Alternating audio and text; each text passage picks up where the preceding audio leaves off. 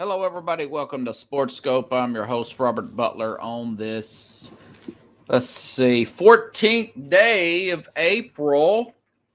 I don't think we have any basketball games on tonight, NBA wise. Uh, Good show I got tonight. Now, listen, I'm going to give you my mock draft if I were the general manager. Top 11. I said normally we do top 10, but since I'm out of the Nashville, Tennessee area, I'll give you my top 11. Also, the Commanders. The Commanders look to be sold. Talk about that. And I was reading a story about Joe Burrow and the Cincinnati Bengals. There's a story in The Athletic. I'll talk about that. Who to pay, who not to pay, how to keep this team going, what he is eligible for a extension. I'll jump on all that and more here on Sports Scope. I'll be back in 49 seconds.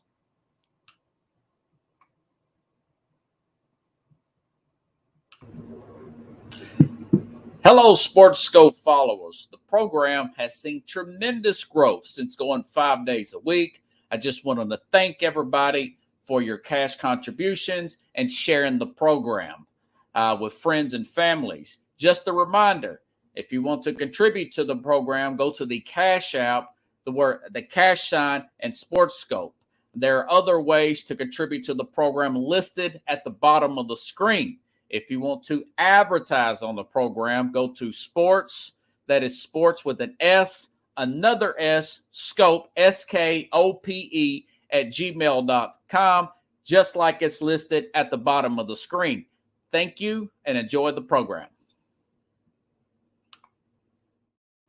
Alrighty then, I'm back here live on All Links. So the biggest story today is the Commanders. The Commanders are going to sell for, I want to say, $6 billion.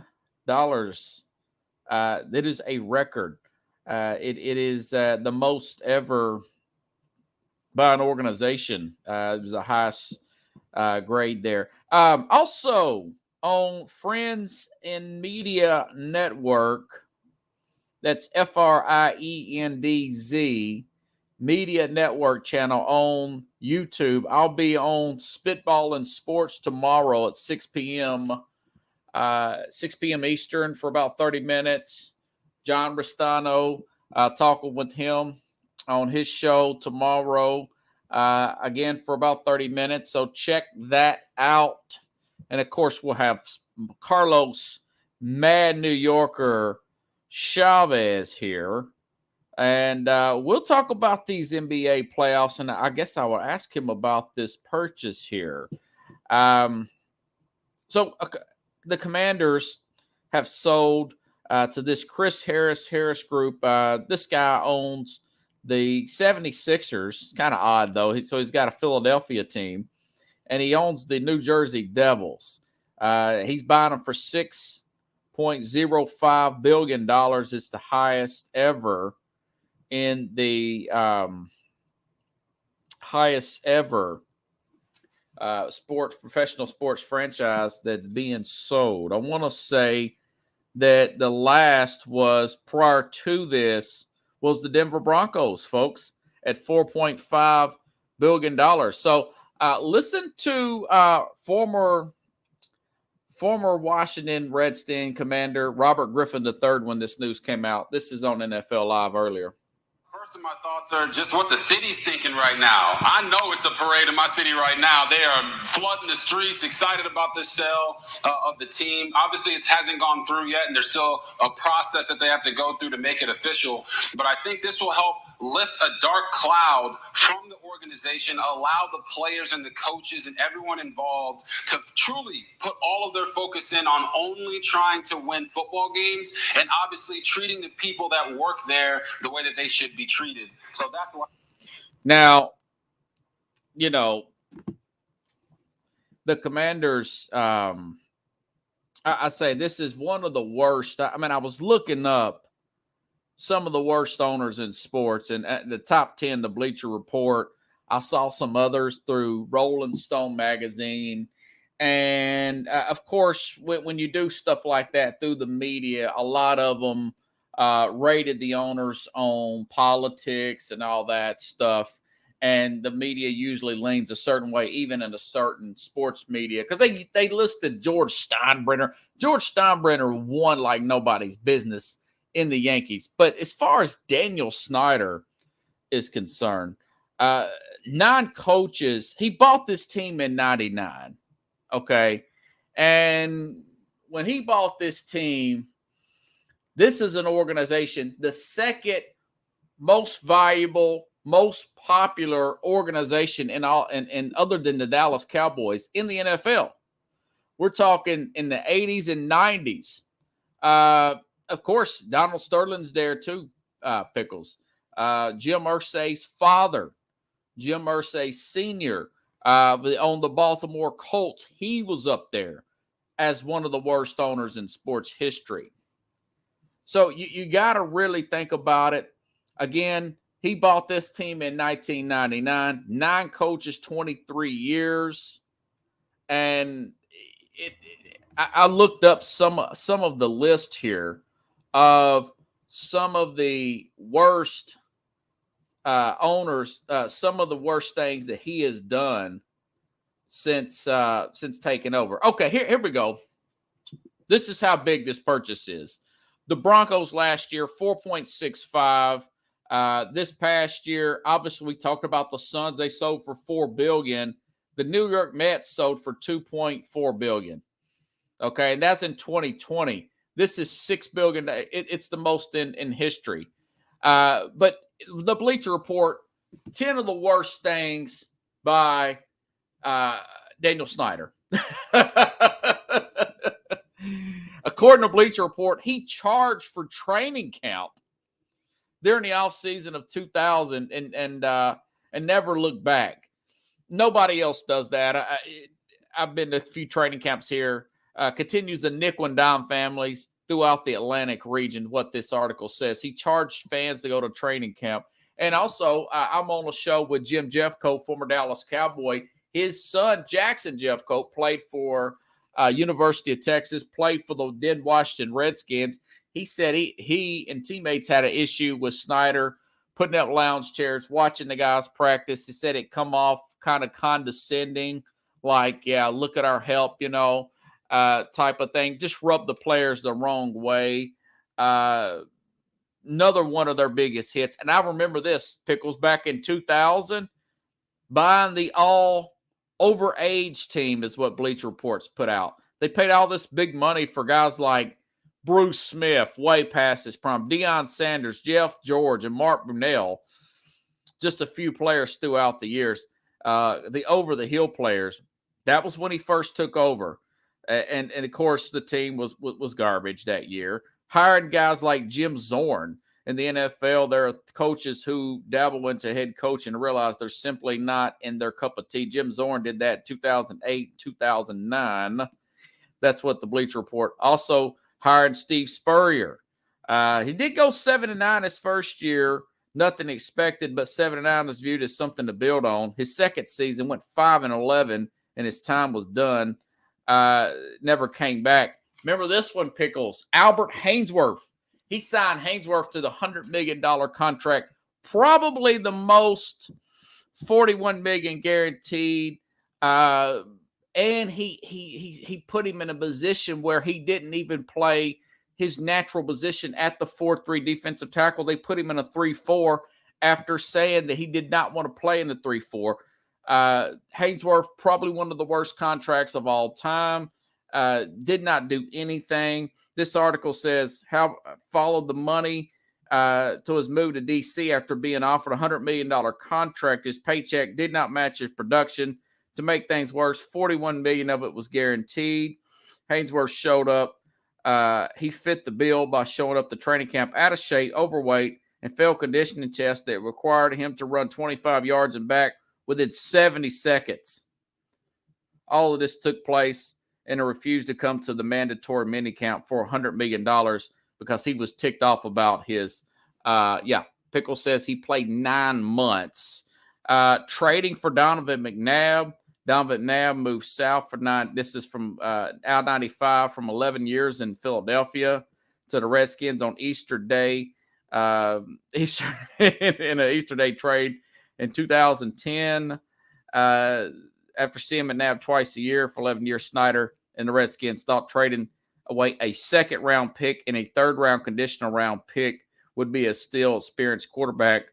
He ended up going 5-11 and throwing more interceptions and touchdowns, 15-14. Shanahan ended up benching him by the end of the season, which all signal. So that was a terrible thing.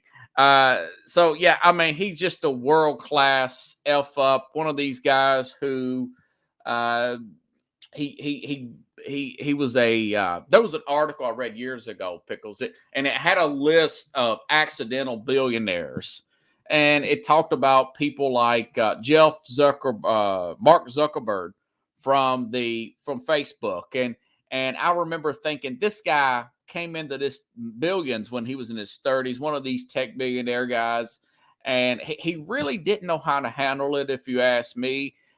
He also, just to throw everything in here, one of the main reasons for drafting what eventually became a bust, Dwayne Haskins, and one of the main reasons he was drafted because he played high school football with Daniel Snyder's son. Go figure. You know, this is one of the most proudest organizations of all time. Joe Gribbs, 3 Super Bowl championship wins, not just appearances. I think they're with the 4 between the 80s and the early 90s there with 3 different quarterbacks. Very proud organization. Had the Hogs there, big fan base. And then this guy does everything possible. Not to mention the stuff that's been in the news here in the last year and a half, 2 years with the harassment scandal with the cheerleaders, plus the stealing money acquisitions from other owners and all that stuff. I mean, anything that can go wrong did go wrong. Albert Haynesworth said that his teammates would talk about going to the club after the game. They never even talked about football while they were there. I mean, it was a mess. It was a mess. And then on top of all that, I remember Russell Wilson says, I don't even want to go to Washington, even though he says he was going to be traded to Denver over Washington, even though Denver didn't even have an owner at the time. That's how bad it got at the very end. And I kind of got the indication that they had to overpay for free agents just to get them to even come there at the very end. Interesting team, though. Interesting, guy made quite a bit of money here. I want to say he bought them for $200 million. If I can find this anywhere, I'll let you guys know. And he's selling it for $6 billion. I mean, it just tells you what these teams are worth and how much they have gone up over the years, Pickles. You know, this is unbelievable. The kind of money that this franchise has gone up, you know. I was surprised it's went up that much in just 23 years. But, hey, that's the explosion of the NFL. That is the explosion of the growth of the game. And just a little bit of heads up on this. So this guy can be worse. Cannot be worse. This Josh Harris, who owns quite a few teams now. Like I said, this Josh Harris guy is a pretty smart guy. He owns the Philadelphia 76ers. And he bought them for $208 Pickles in 2011. And now they're worth $3 billion. He also owns the Devils. So, you know, it can only go up from here. I think that now that they'll you know, look into possibly getting a quarterback, that they're going to look at more signings, and who knows what they're going to do with Ron Rivera as the head coach there. I would give Rivera 2 or 3 more years. I think he's done a pretty good job. Remember, they went to the playoffs the year before last. This team is not that bad. They're probably a quarterback off. They like the quarterback they got. They still may be in position to sign another quarterback. So who knows? But I do think this is a really good thing for the NFL. Snyder was a terrible owner, been a terrible owner. Once that gets around, teams really start to avoid you. You know, Pickle says the rich get richer. Hey, man, it's just the growth of sports here. You know, it's the market, and it's simply the growth of sports. And can't hate on the guy for that. Can't hate on him for making a good. It turned out to be a good investment. Like I mentioned, Michael Jordan, he bought the Charlotte Hornets here, and I want to say for about the same amount, and he's going to make 10 times the amount. If he sells the Hornets, maybe that was just a rumor and nothing's happened. If he sells the Hornets, of what he bought him for. Hopefully, Sports Scope will take off like that and be worth billions. All righty then. Okay, so speaking of sports and cheap owners, I will say this: Mike Brown of the Cincinnati Bengals has been one of the most cheapest owners in the league, according to TJ Houshmandzadeh. They didn't even have an indoors. Now they're building one, if they don't already have one, because of Joe Burrow. The idea that one player can change an organization that much. Now, this guy's in his 80s. I think he's like 85 years old, Mike Brown, who owns the Cincinnati Bengals. And, you know, there was a story out of The Athletic today. Who do you pay going forward? This team they're in the Super Bowl hunt. They signed Orlando Brown. I actually, for somebody who studies this, I actually looked up. I've actually been proud of what they've done. Just about every move they've done, except for signing 2 receivers. I would have picked up Penei Sewell instead of Jamar Chase. I know Jamar Chase is all that. He's proven to be all that. So now you've got Higgins, Tyler Boyd, Jamar Chase, and T. Higgins. And this Athletic story was talking about, I think his name is Jeff Howell, the author here. But he also, the name of this article is Pay Burrow, Chase, Let Higgins Walk. NFL executives weigh in on Bengals cap conundrum. I'll say this. Yes. So you've got Burrow coming up to you've got Burrow coming up for a this is part of the article. It says, however, the Bengals don't necessarily have to pay Burrow now because he's on the books for incredibly affordable $11.5 million. That's why I was saying you want to really go all in this year. They put Orlando Brown. I thought they'd add something else to the defense, but they didn't. Maybe they go corner in the offside. I think I said let Mixon walk or cut Mixon and sign Jabari Gibbs out of my mock draft, running back out of Alabama, Pickles. But they're paying him $11.5 million this year. In 2024, next year, it'll be 5th-year option, and that's projected to approach around $30 million. Remember, the guy's number 1 overall pick. He's a guy that's worth more money than a Deshaun Watson contract. You know, Lamar Jackson thinks he's worth it, but this guy, when you get the organization to build an indoor facility, when you get them to sign guys back like AJ Green your first year, and extend running backs like Joe Mixon and take another receiver really high and pay the kind of money on the offensive line that they did last year, then turn around and add an even better left tackle this year in Orlando Brown. This guy's doing something. You know, he's the most successful player already he's got more wins in the playoffs than anybody in the history of the franchise. I mean, that's unbelievable, Pickles, if you ask me. So, yeah, he's turned out to be all that. And, you know, this article says, so, Chase, you still got these guys. And like this article says, I do believe when you got a guy like this, I've said this from the get-go. When you got a talent like Burrow, you want to pay the offensive line and continue to add in the most valuable pieces on your offensive line that you have. And they've done that so far, to their credit. They've done that. But once, push comes to shove, when you're going to have to start moving off people, I'm like this Arthur here. I would let T. Higgins walk. When you let a player walk, you get those compensatory picks. You get those compensatory picks here when you let a player walk, whether it be a second round or a third round compensatory pick. For example, 49ers got like 3 third-round picks. One of them was hired a minority or something.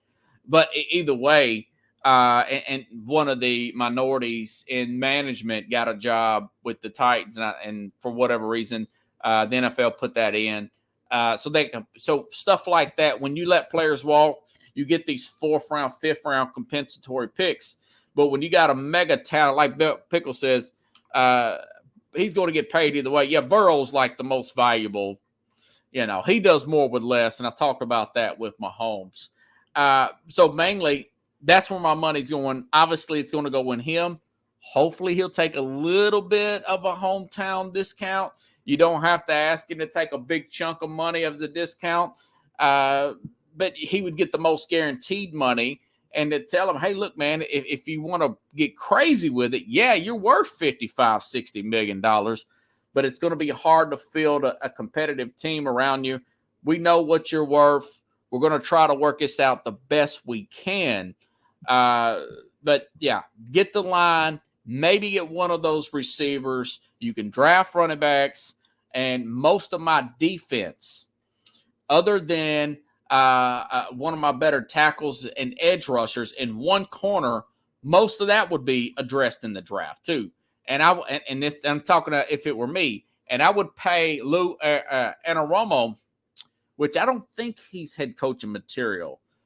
He's had 2 interviews, and both of them ended pretty quickly. Their coordinator is a well of a coordinator, is a well of a guy. I would try to, we talked about this the other day.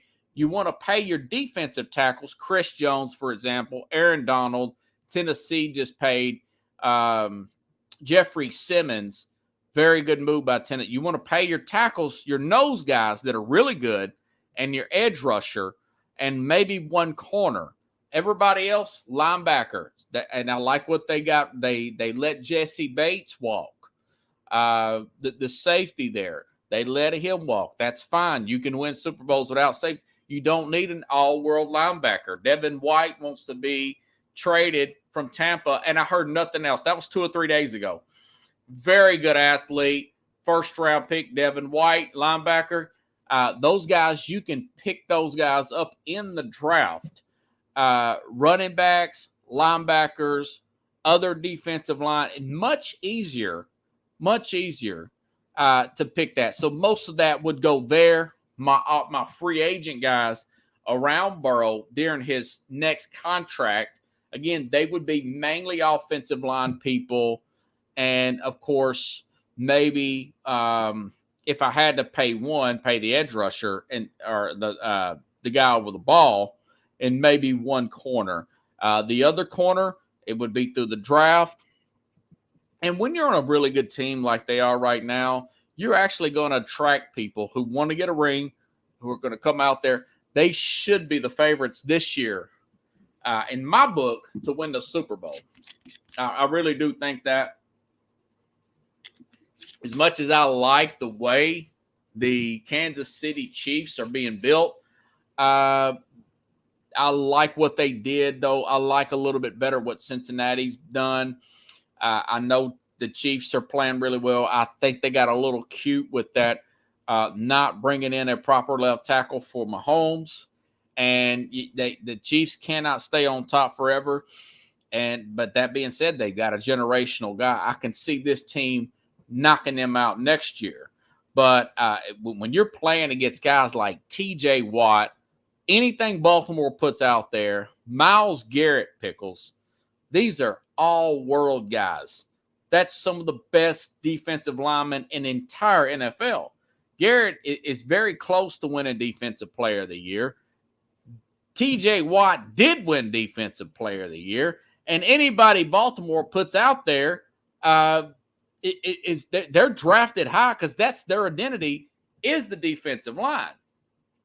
So if it's me, I'm putting an influx of defensive linemen or offensive linemen, and I don't want to have I'm having the most money. I'm about like Philadelphia Pickles. I'm rivaling Philadelphia as far as the Eagles spent about $65 million budget on the offensive line, and that pocket is so clean last year. Sometimes you can eat off that thing, Pickles. And Pickles is like a blocking fullback. Yeah, guys like Henderson. Yeah, the tackle Henderson. Sam Hubbard is a defensive line. Ohio State guy. Players like that you want to keep. I would probably have a rookie corner somewhere. You can get away with the rookie. Kansas City did last year. They got away with the rookie corner. Got a lot of snaps there. So these compensatory guys, 4th, 5th round, those are all defense for me. All defense. So it's going to be an interesting story to follow. What's great about the NFL is teams like garbage teams like Cincinnati. You hit the lottery and the draft brings you hope. You get a guy like Joe Burrow. He is an Ohio native. He calls Ohio home. So interesting to see how that plays out. I know it's just a few years away. That's a good article, though, by The Athletic. So that leads me to mock draft. Okay. Now, again, last week's mock draft was what I think, judging by the personality of the team, what I think they're going to do. Now, this top 11 picks, this is if I am the general manager and it's my call for these top 11 teams in the NFL draft. By the way, all reports have now changed. This guy, what is his name? I had his name now, Thayer, whatever. This owner of the Carolina Panthers, he's really excited about getting a quarterback. I mean, he brought 11 people up, went to dinner with C.J. Stroud and everything. Now all reports are he's even more, and David Tepper, he's even more impressed with Bryce Young. With Alabama. Now, Bryce Young, there's this new Wonderlic-like test. It's only been out for a few years, 3-4 years, I think. It's called Pickles. It's called the S2. And basically what this test is, it's a 40-yard dash for the brain. You're given all these shapes and stuff, and you're supposed to, it's about quick decision making. And it's a weird test, but it's supposed to be more accurate, according to studies. Go figure. But it's supposed to be more accurate than the Wonderlic. Guys like Joe Burrow aced this test. He did really well. Josh Allen did really well. But also Justin Fields did pretty well, and he had problems making second reads. But not everything is a perfect science, right? Some people can beat the lie detector test. Okay, now... But apparently, Bryce Young, he did really well in this test, okay? But so did Anthony Richardson, and he has problems. He has a 50-point completion percentage. But, again, all indications are, yes, Young looks good. I've seen him watch a lot of his games, particularly Tennessee game. But I've also noticed, he's 5'11", 192 pounds. I saw the Arkansas game where he got hurt in, and he just pushed out of bounds. He falls down and he hurts his ankle. I mean, it wasn't like he was body slammed on the ground and a 300-pounder fell on him and crushed him. It was nothing like that. It was not one of those crazy accidents. He misses a game. He comes back the next game and plays great. That next game was against Tennessee. He plays really good against Tennessee. But, you got to think to yourself about Bryce Young, and we got to think about Tua. Now, Tua, I was reading today, I was looking at a picture of him online, Pickles, and he's got huge calves. So he's doing a lot of lifting. He's trying to add on the proper amount of bulk. But all that working out aside, we know what Tua's been. He's been a guy that's had concussions. He had a hip injury in college. He's missed for various reasons, not just concussions. Remember, he was hurt his rookie year with other just a list of injuries. I mean, then you think about another small quarterback. He does win Rookie of the Year in Kyler Murray, but he's coming back from a pretty serious, I want to say, ACL, and they're saying, what I'm reading, that he might not be back for the start of the season. Okay, another really small, frail quarterback. Other shorter quarterbacks, your guys like Russell Wilson, they're real thick. These guys were real thick, knows how to slide, played baseball. And then you look at a guy like a Drew Brees, really fast release, a much underrated athlete. If you watched him back in Purdue and if you watched him at San Diego, then he was quick, man. He was very quick player, really good athlete. A lot better shape than people. But other than that, it's not if, Pickles, it's when Bryce Young gets hurt. But he is now the favorite for the Houston Texans or for the Carolina Panthers to take him at 1. And even Adam Schefter says that. The Houston Rockets are saying, the Houston Texans, there's a report there that they're not in love with any of the other quarterbacks other than Bryce Young because of his really high completion percentage, really skilled, pocket awareness, quick instincts. But again, I'm not one of those people.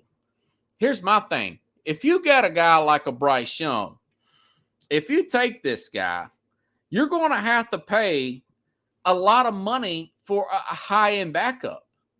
For example, you're going to have to pay in ballpark you're going to have to outbid some teams for a backup quarterback.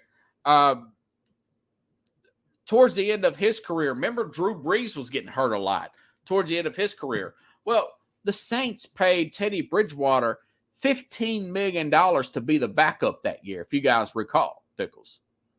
And he was the backup for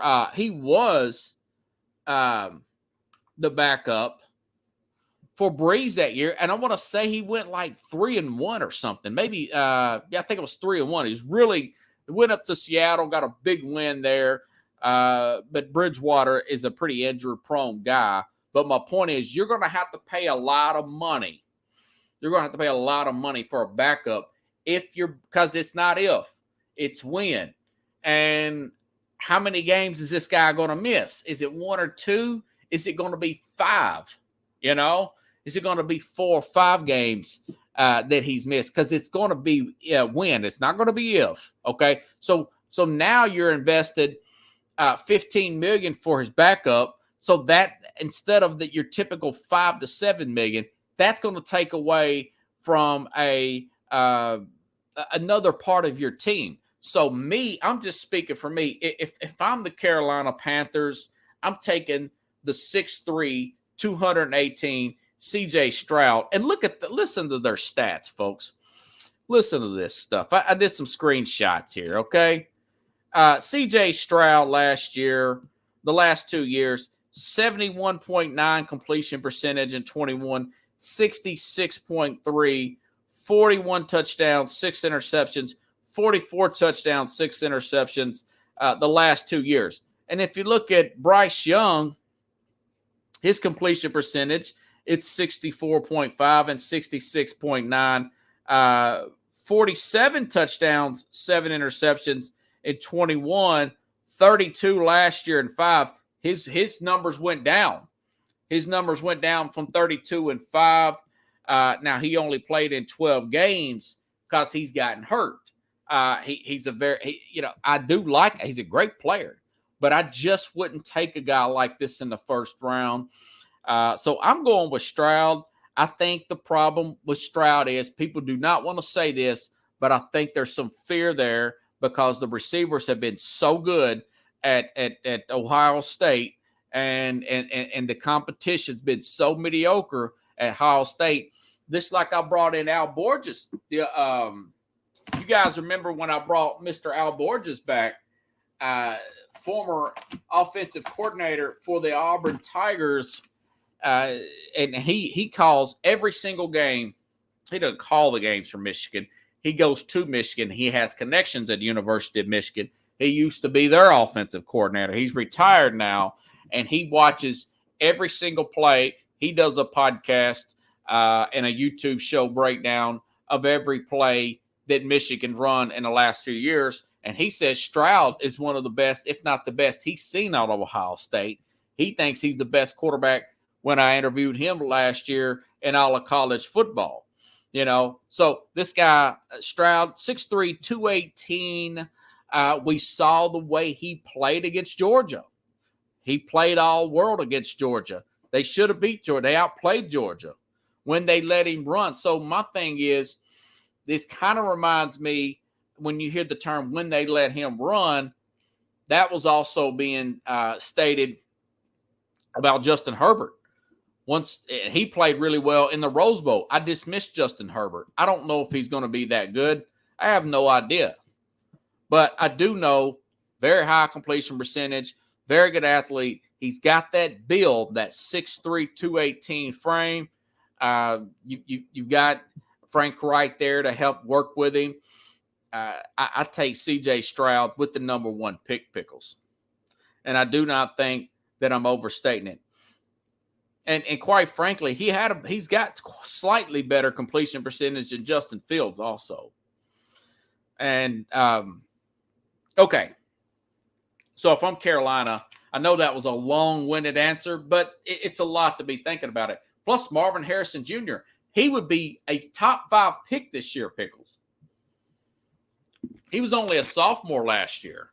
This guy was doing toe tap catches on the sideline here. He is ready-made. He looks just like his dad. He may even be better than his dad. I think he's a better prospect than his dad was coming out of college. And his dad, I think, is a Hall of Famer. Okay, so Houston's got the number 2 pick. As you just heard what I said, there's reports that they love Will Anderson, and they're not in love with any quarterback not named Bryce Young. Okay? And if I'm Houston, I take they were 32nd against the run last year. And I'm just, as I told you all, I'm just not in love with these quarterbacks to take them really high like a Stroud.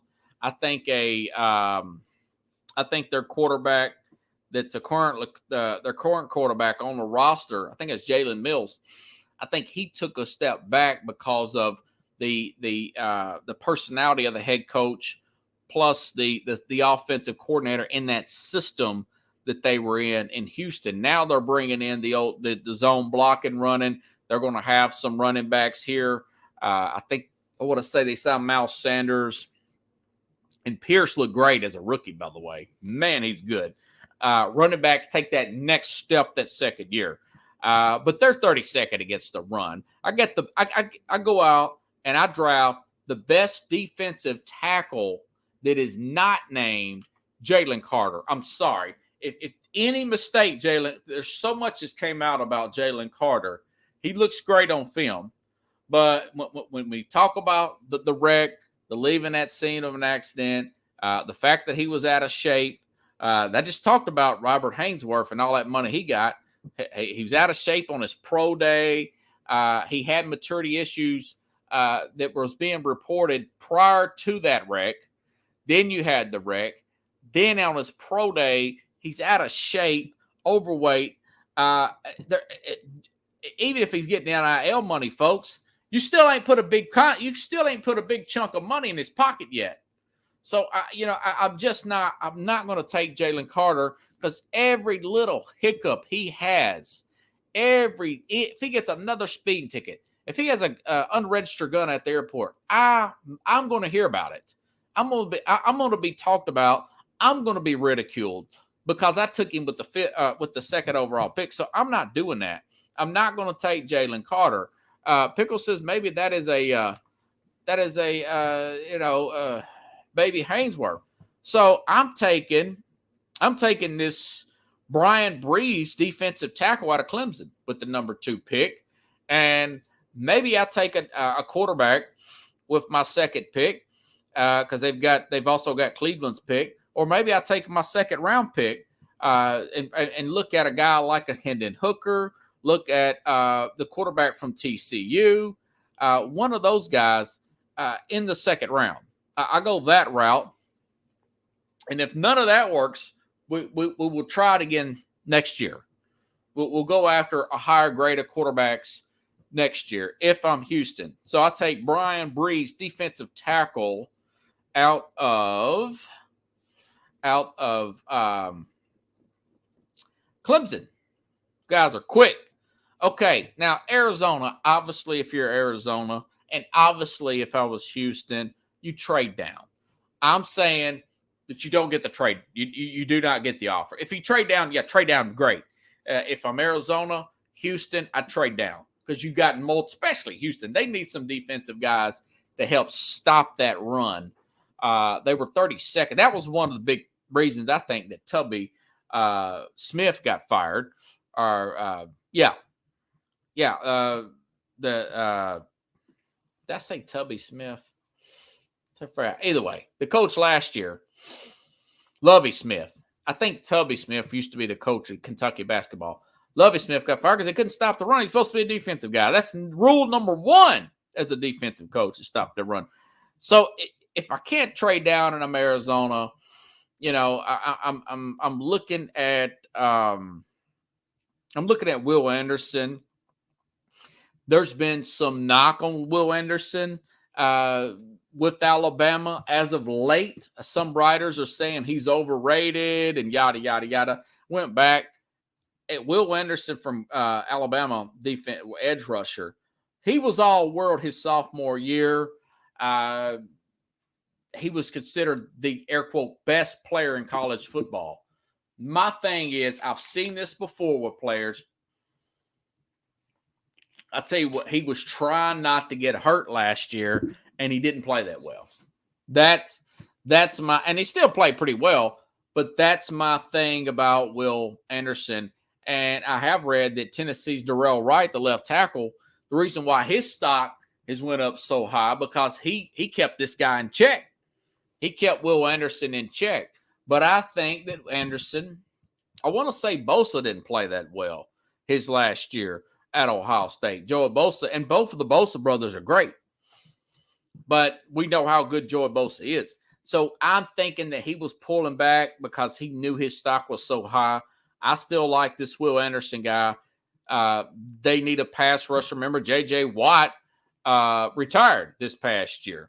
Now, if you can't trade down, you need a lot of players. But if you can't trade down, Will Anderson's my guy, edge rusher from Alabama, Pickles, at number 3. Okay, now number 4. Excuse me with the quarterback thing. I misspoke. Number 4, I stand by what I say here. Even if Anthony Richardson is super rough and looks terrible, the similarities here, Jalen Hurts, how he looked out of college, are almost identical. He's a little taller. I want to say Hurts is like 6 foot even, maybe 6'1", but this guy's 6'4", and bigger, a little bigger. He runs like Jalen Hurts. He's got the build like Jay. His release is like Jalen Hurts from Alabama. That 58% completion percentage, Jalen Hurts at Alabama, I assure you, it was pretty close to that, if not worse, when he was at Alabama. Remember, Jalen Hurts transferred from Alabama to the University of Oklahoma and got his numbers better. He was a second-round pick. Anthony Richardson, when I think about Shane Steichen, the offensive coordinator at Philadelphia, who's now the head coach here, that offense, that read pass offense, I think would work like a charm, even if it's bumpy in year one. The Colts ain't going to do nothing year one anyways. They'll have him on a rookie contract. Go ahead and get all the kinks out now. They've got a second-round pick, 34 overall. Go out and get you another receiver. You're going to need another receiver to help this guy out. I take Anthony Richardson as I take that gamble with the Florida quarterback because I think that system would be perfect for him. Even if it's bumpy in year one, Anthony Richardson, quarterback out of Florida. At number 4, he fits perfectly for what they want to do. Okay? All right, number 5, Seattle. Need help with the pass rush here. The other mock draft, I said Seattle would take this Brees guy out of Clemson. Of course, in my personal mock draft, he would be off the board. For what Seattle likes to do, they have their left tackle. They have a quarterback they're going to use right now. Seattle, they're fair on defense, but they're a little shaky on that defensive line. You can still run on them. This Tyree Wilson from Texas Tech at 5. This is a guy really quick. I could see him fitting in really well up in Seattle. I take him at number 5, and I keep it moving there. Okay? Detroit. Okay. Now, remember, Detroit just had a trade this week at number 6. This is if I'm the general manager. They just had a trade at number 6. They had a trade this past week. Former number 3 overall pick, Jeff Okudah from Ohio State, that cornerback. They traded him for a 5th-round pick. Wanted to just get rid of that $5 million salary and send him over to the Atlanta Falcons, okay? They also need help at defensive tackle, but Carter's not there, and this guy from Clemson's not there. They need help at corner. They signed Emmanuel Mosley from the 49ers. I'll look back. He's only got a 1-year contract, okay? So this cornerback, I've heard a lot about this guy. This is a really good cornerback draft. Guys like Joey Porter Jr. from Penn State, the son of Joey Porter. He's a very big-time prospect. Plus, this other guy from Christian Gonzalez from Oregon's a really good one. But the one I read about the most, he's over 6 foot tall, really good corner. Most of the sites I read is the highest rated guy is this Devin Witherspoon out of Illinois. That's what I do. I get that Witherspoon out of Illinois, put him at that cornerback position, and move it around and keep it moving there at number 6 for the Detroit Lions. Okay, the Raiders. Now, the Raiders, they need help at corner. I know they need help at quarterback, but they did sign Jimmy Garoppolo to a 3-year deal. But my thing is, they need help on that line. I just had a sense that Carr didn't have much time to throw. I know they like their left tackle, Colton Miller, but if you could upgrade that and move him over to right or push him inside the guard, that's what I'm doing. Good offensive lines to better offensive lines make quarterbacks look good. When you got that extra split second to throw, or full second to throw in some cases, you can make something out of nothing, okay? So if it's me, if everything I'm reading, it looks like this guy, Paris Johnson from Ohio State, although Tennessee fans, I know you would love to have him here. A lot of the mocks have him falling to Tennessee at 11, but apparently the guy's getting a lot of freaking ink, and that's not good because that means he's going to go off the board. But if I'm the Raiders, I draft Paris Johnson, left tackle out of Ohio State. And again, who made the best man win the left tackle job in camp. The other one moves to right. Now we're trying to build something here. We've got a lot of skilled players. We've got a good running back there. Even if Josh Jacobs holds out, they could do something there. And Saquon Barkley didn't sign his franchise tag, by the way. I'd let that dude walk, man. but that's just me. Okay. So that's the Raiders at 7 if I'm the general manager. Now, 8. Okay. Atlanta. Again, Atlanta traded for cornerback Jeff Okudah out of Ohio State. Okay. Still need an edge rusher. They've got a lot of their offensive pieces. Remember, they signed a quarterback. They've got Ritter, of course, at quarterback, but also they signed a former commander, Taylor Heineke, at quarterback too. So they paid him a little bit of money. And so they need help on the edge as well. Miles Murphy from Clemson, another one of those quick Clemson edge rushers. I think they take him at the number 8 position, at the 8th pick overall. Okay? All right, number 9, Chicago. Again, one of the most sacked quarterbacks in the NFL and a well of an athlete, Justin Fields. They put their money in linebackers. Go figure. But they signed a couple of linebackers, and they did make the big trade, and they did bring in DJ Moore. They brought in Chase Claypool, but you're going to have some protection there for Fields. I go out and I draft local product Peter Skoronski, left tackle out of Northwestern. I love getting my left tackles from these, from Stanford, Northwestern, these good high academic schools. They seem to really work out well there. Wisconsin's a pretty good academic school here.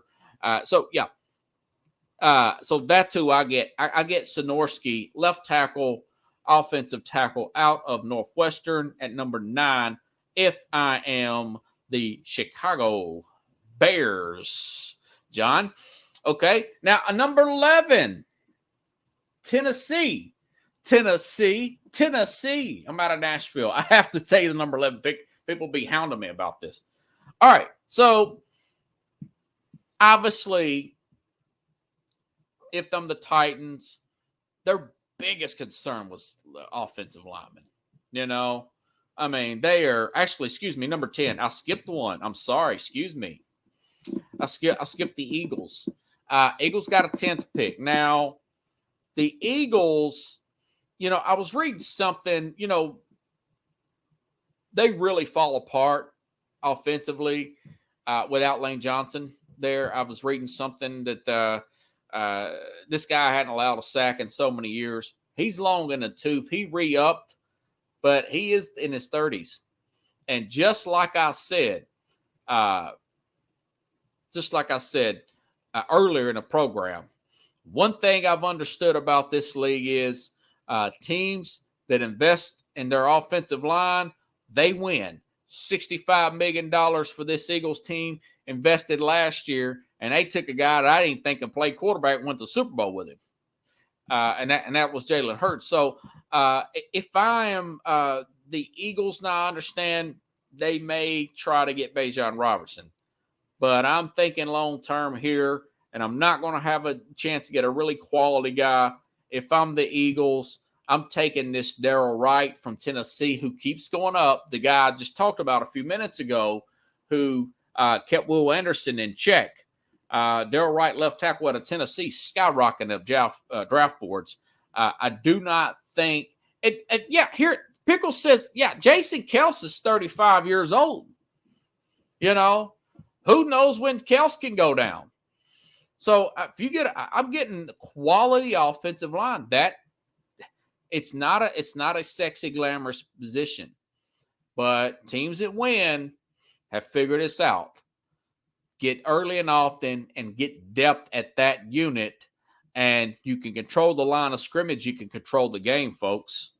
Okay, so that's number 10. Number 11, Tennessee. Now, obviously, Tennessee fans, you would want to see one of those other tackles, if you can, off the board.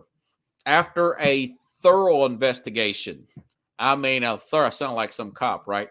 After a thorough background check and investigation of Georgia's Broderick Jones. I know Tennessee had a player from Georgia at left tackle a few years ago, One of the biggest busts of all time at left tackle. I think his name was like Isaiah Wilson. God, what a bust. But if I'm Tennessee, I'm looking at this guy named Broderick Jones, left tackle out of Georgia. And if he checks out, I go ahead and draft him, Broderick Jones, if I'm Tennessee. If he doesn't, then it's look at maybe take a cornerback at this spot here because my ratings would be better. Maybe I take a Christian Gonzalez out of Oregon if Broderick Jones does not check out. I think this guy's going to check out. I think Tennessee will probably have their chance to get Paris or who's the other guy? Paris or Stanorski. One of those I think realistic will be available. I'm just saying if I'm the general manager of these first 11 teams, this is what I would do.